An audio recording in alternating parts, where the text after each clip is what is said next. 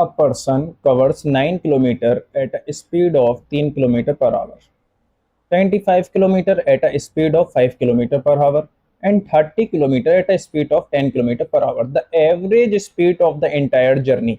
Average speed निकालनी है आपको एंटायर जर्नी की। तो एवरेज स्पीड निकालने के लिए average speed is equal to total distance, ये फॉर्मूला होता है, divided by total time. Total distance को किससे डिवाइड करना होता है? टोटल टाइम से।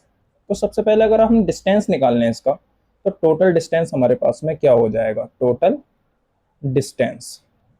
तो अगर टोटल डिस्टेंस की बात करी जाए तो एक डिस्टेंस आपका 9 किलोमीटर चल रहे हैं 3 किलोमीटर पर आवर की स्पीड के साथ में, दूसरा 25 किलोमीटर चल रहे हैं 5 किलोमीटर पर आवर की साइड में, तीसरा 30 किलोमीटर चल रहे हैं 10 किलोमीटर पर आवर की स्पीड पे। तो 9 किलोमीटर 25 किलोमीटर, 9 प्लस 25 और प्लस आपका 30 यानी कि 30। तो ये हो जाएगा आपका 30 प्लस 20 55 प्लस 9 यानी कि 64 किलोमीटर आपका टोटल डिस्टेंस।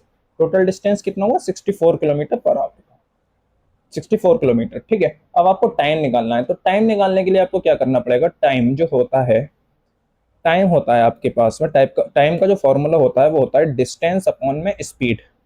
टाइम का फॉर्मूला होता है डिस्टेंस अपॉन में स्पीड। मान लो कि हम पहली कंडीशन का टाइम निकाल रहे हैं, तो पहली कंडीशन में आपके पास टोटल डिस्टेंस कितना दिया हुआ है? 9 किलोमीटर, 9, और स्पीड कितनी दी हुई है इस 9 किलोमीटर को करने में? 3 किलोमीटर पर आवर। तो यहाँ से आप इसको 3 से डिवाइड करोगे तो आपका पहली कंडीशन का टाइम आ जाएगा 3।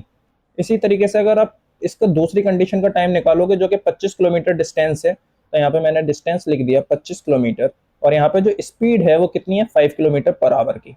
तो 5 से 5 बार में ये 25 जाएगा, तो यहाँ पे जो टाइम आएगा आपका 5 आ जाएगा। इसी तरीके से आप तीसरे का निकालोगे तो तीसरी कंडीशन का होगा 30 किलोमीटर आपका डिस्टेंस है, और इन्होंने ये 10 किलोमीटर पर आवर की स्पीड के साथ में तय करा है, तो ये हो जाएगा 3 बार में। तो आपके पास जो टोटल टाइम आ जाएगा, टोटल टाइम आ जाएगा 3 प्लस 5 प्लस 3 मतलब 11।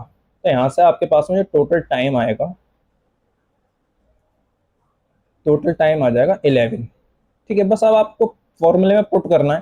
तो जब आप फॉर्मूले में पुट करेंगे टोटल डिस्टेंस, तो आपके पास में टोटल डिस्टेंस कितना है? आपका टोटल डिस्टेंस है 64।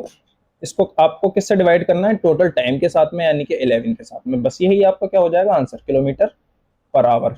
यही हो जाएगी आपकी एवरेज स्पीड। लेकिन अब आपको देख रहे होंगे कोई भी पूरे ऑप्शन में ये ऑप्शन नहीं दिख रहा है, तो कोई बात नहीं है, नहीं दिख रहा। ये अभी किस में लिखा हुआ है? मिक्स्ड फ्रैक्शन में। इसको आपको प्रॉपर फ्रैक्शन में करना है। जैसे कि 5 से आप 11 की मल्टीप्लाई करेंगे तो कितना आएगा?